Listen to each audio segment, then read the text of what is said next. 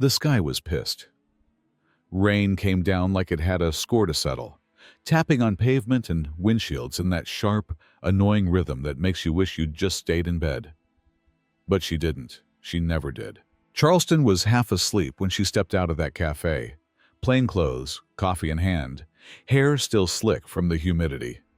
No entourage, no badge, just vibes. She wasn't anyone. Not yet. Not to the two cops slow rolling down King Street, doing their usual sidewalk sweep like they owned the damn place. "Move your damn feet," one of them barked. White guy, mid-30s, built like a linebacker with something to prove. He had that twitchy aggression that doesn't need a reason. She didn't move, not an inch, just stared at him. The other cop, barely out of diapers, hung back and watched like it was a movie he'd seen before.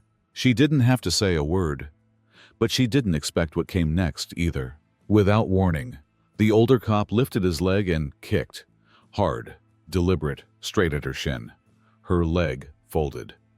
Coffee hit the ground first, then her elbow, then her pride. Gasps came from the awning crowd behind her. Someone cursed.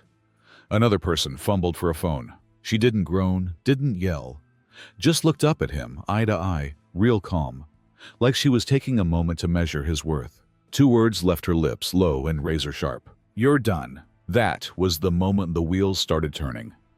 But no one knew it yet. Not the bystanders, not the twitchy cop now shifting on his feet, not the rookie, wondering if he just witnessed a lawsuit. And especially not the man who had just kicked the woman who, in about 4 minutes, was going to walk into the very courthouse where he thought he ran the show. And burn it all down from the bench. Buzz. She stood up without help, brushed herself off like it was just some dirt on her jeans. Didn't even look at the coffee bleeding into the sidewalk. And as she turned the corner, heading toward the courthouse steps, the clouds above started to part just enough to let one thin sliver of light shine down. Because sometimes justice doesn't wear robes or carry gavels. Sometimes it walks into a storm and dares it to hit harder. She shut the SUV door slow. Not the kind of slam you make when you're mad, the kind you make when you're calculating. Rain smeared down the windshield like sweat off a fighter's brow. Her hands, steady now, wiped off the grime from her sleeve. Didn't matter if it hurt. Pain was background noise for a woman like her.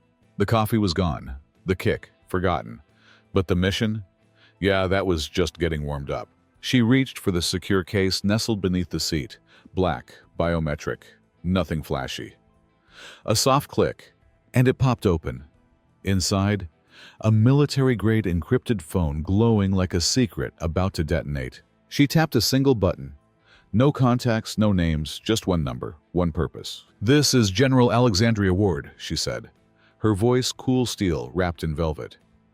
"Patch me through to the Pentagon. Immediate clearance, eyes only." The other end crackled alive, not static, more like the sound of the earth shifting. Within seconds, a chain reaction of secure protocols flared to life. Red lights blinked on across a classified command center in D.C. Phones rang that weren't supposed to ring. Someone pulled a file stamped with a triple-sealed authorization no one had touched since Afghanistan. Clearance codes flew like missiles across encrypted lines. Whiskey 4 Sierra. Level 9 access, Eagle Flag Protocol. And just like that, a wall of plasma screens lit up in the Pentagon's subterranean war room, each one bearing a single blinking message. "Gen Ward, live. General Ward, this is Stratcom. We are reading you." She took a breath. "Location, Charleston, South Carolina. Incident report code black. Local law enforcement engaged with an unidentified civilian on the street. That civilian was me." Silence hit the war room like a gut punch. Her tone didn't waver, didn't flinch. Because this wasn't rage talking. This wasn't ego. This was readiness. "I am not initiating a retaliatory strike," she continued. "But I am activating Recon Tier 6 and requesting immediate situational readiness assessments on all Charleston area command-linked assets. I want to know who's watching, who's listening, and who thinks this can be swept under the rug." Someone off-screen cursed. Another voice, female, urgent. "Ma'am, do we need to initiate Omega Protocol?" "No," Ward said flatly. "Not yet, but keep it unlocked." Back in Charleston, the cops who shoved her thought they'd just kicked some random black lady. Some nobody with attitude, a routine sweep casualty. Sweep. They had no idea they'd just assaulted the highest-ranking black woman in the history of the United States military. A 4-star general who'd briefed 3 presidents, led campaigns on 2 continents, and could, with one phone call, have drones circling above the city like Judgment Day. But she wasn't after blood, not yet. What she wanted, what she always wanted, was clarity. She ended the call with one final order. Tell Domestic Command to stand by for cross-agency engagement. We're not going quiet on this one, we're going full exposure. Then she sat back, eyes closed, rain still tapping on the roof. They'd cracked the wrong surface. And beneath it, a whole damn tectonic plate waiting to move. 15 minutes after the hit, the rain had chilled into that annoying mist that sticks to your skin like guilt. The 2 cops leaned against their cruiser, laughing like 2 kids who just egged the principal's house. Boots muddy, egos bigger than ever. They lit smokes under the awning of a convenience store, like it was just another Tuesday. The senior one, Miller, was mid-joke imitating the woman's fall, throwing in a limp-wristed stumble for flair. The rookie chuckled, awkward and unsure, trying to keep up. That's when the radio crackled. Unit 4-5, dispatch came through, voice tighter than usual. We need your body cam uploads, immediately. Subject ID has been updated. It's a priority tag. Repeat, priority. Miller rolled his eyes. Seriously?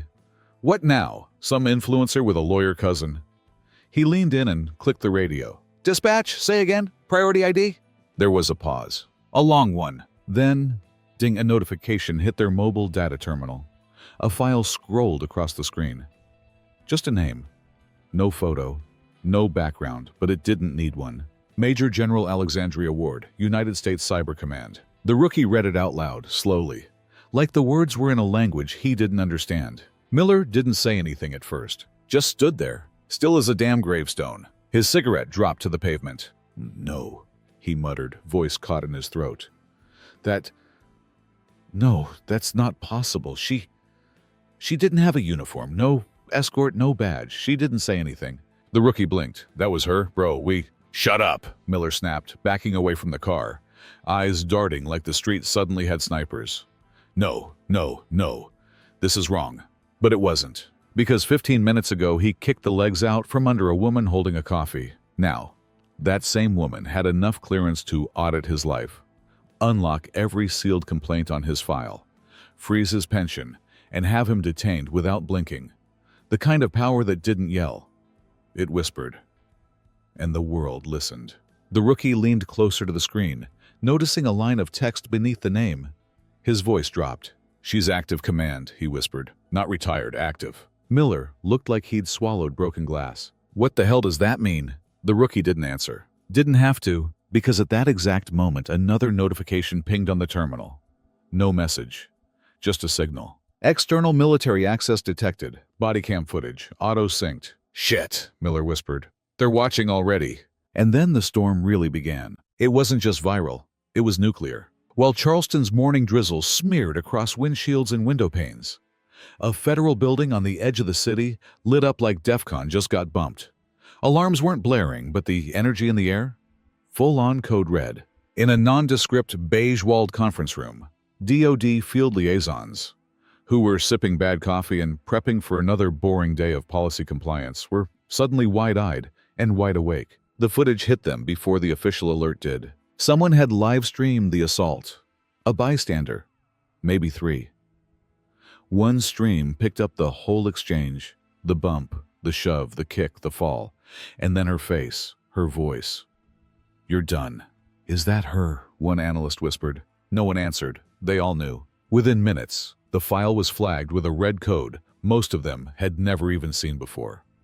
Ward, Alexandria, priority, alpha clearance, immediate containment. Screens updated. Phones vibrated. Servers spun up as digital fingerprints of every bystander's livestream were scraped and mirrored across classified networks. By the time the president's chief of staff called for a situational briefing, it was already too late to bury the story. It wasn't just trending, it was moving. Back at the Charleston PD, chaos brewed like a pot left to boil over. Internal affairs had arrived in black suits and grim expressions. No knock, no warning. Just IDs flashed and orders barked. Nobody leaves this building. Miller, the one who kicked her, tried. Keyed into his cruiser like nothing was wrong. Just going for lunch. He didn't make it past the edge of the lot. Two unmarked black SUVs rolled in like a damn movie scene. Boxed him in before his tires even cleared the speed bump. He was yanked from the car and walked back inside. Not cuffed, but not free either. The walk of shame came early this time. Back downtown, things got colder, heavier. Because General Alexandria Ward had just landed at Joint Base Charleston. Her boots touched tarmac like thunderclaps. She didn't bring a lawyer. She brought a task force. And she didn't come to play defense. By the time she stepped into the base's command center, half the city's law enforcement infrastructure had already been tagged for review. She looked over her shoulder at the officers and intelligence agents flanking her, voice calm but locked and loaded. I want a full-scale federal audit on every point of coordination between local police and military operations, every grant, every shared database, every training protocol involving civilian rights. One of the base commanders blinked. Ma'am, that'll trigger a massive jurisdictional. Good, she cut in. If the system's shaking, it means we're hitting something real. And somewhere, inside the Charleston PD, an IT admin quietly watched as every login, every disciplinary report, every body cam backup began syncing to a federal cloud server he didn't even know existed. The system wasn't crashing. It was waking up, and it was starting with the men who thought they could knock down a stranger, without realizing they'd just punched a hole straight through the foundation of their own power. At exactly 8:57 a.m., the Charleston police chief's personal cell rang. Not his office line, not the secure precinct line, his cell. The one only a few people were supposed to have. The screen lit up with a Washington, D.C. area code and a label that made his blood go cold. DOD, SecDef line. He answered like he was stepping into a grave. Chief Nolan, a pause. Then the voice of the Secretary of Defense came through like a blade, sliding across concrete.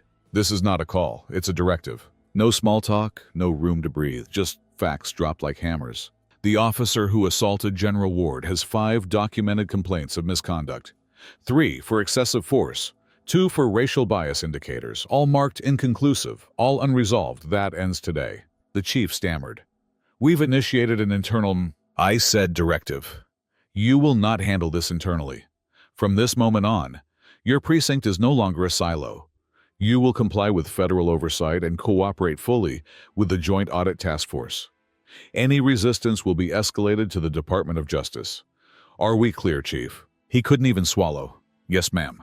Click. The line went dead, but the detonation had already begun. By 9:30 a.m., 3 precincts were locked down. Not in theory, in practice. Feds had boots on the ground, lobbies emptied, phones confiscated, servers copied, every locker opened, every sealed complaint pried loose. And outside, the city was rumbling.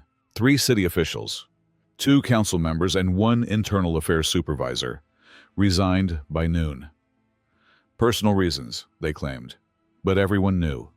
They were jumping ship before it went underwater. The mayor, bless him, he tried to spin it, held a sloppy press conference in front of City Hall. All half smiles and word salads.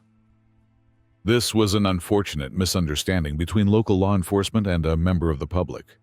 We're cooperating fully with Beezy's Tea. The broadcast cut out mid-ramble, interrupted by a live federal press conference across town. And there she was, General Alexandria Ward, black blazer, no medals, no stars, just presence.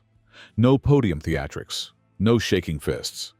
Just a gaze so sharp the cameras seemed to refocus themselves. I'm not here today as a soldier, she began, but as a citizen. Every mic leaned forward like it was praying for clarity. Yesterday, I was assaulted by someone sworn to protect the public. But this is not about my rank. This is about rot.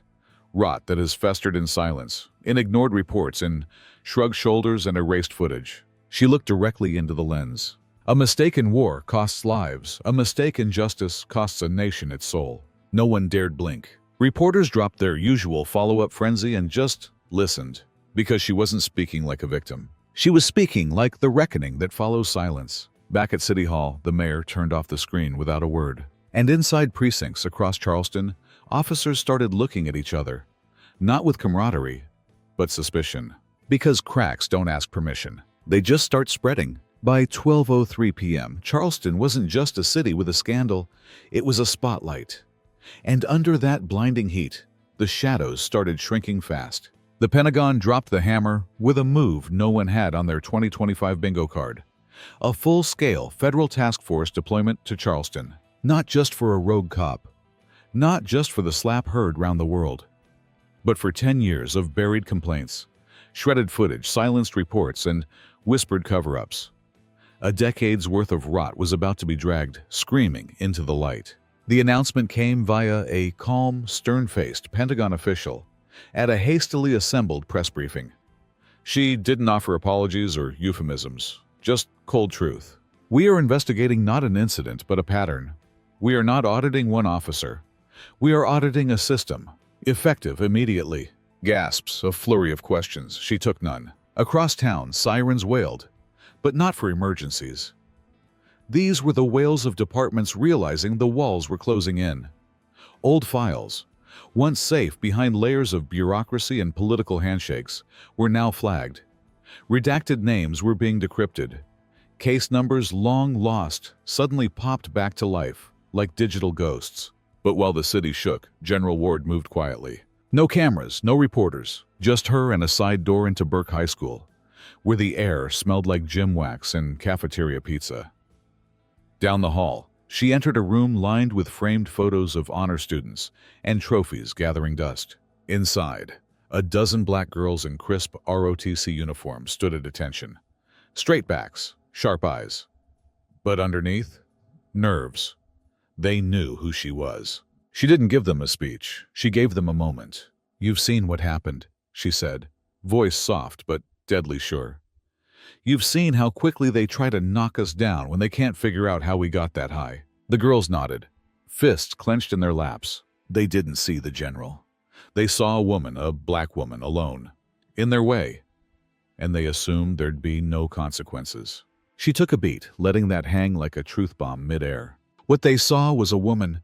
What they didn't see was the power behind her. Then she stepped forward, scanning each of their faces, one by one. Let that be their last blind spot. Somewhere deep in the belly of a federal records office, a redacted report flickered back to life. A file that had been locked under non-essential review since 2017. The title? Operation Husk. Internal Suppression Protocols. Municipal Compliance Programs. Dozens of names. Cross-agency connections. And at the center, a familiar badge number. One that now belonged to an officer facing the full weight of federal prosecution. This wasn't just about a kick on a rainy street. This was a machine that got too comfortable. And now, it had woken up the wrong storm.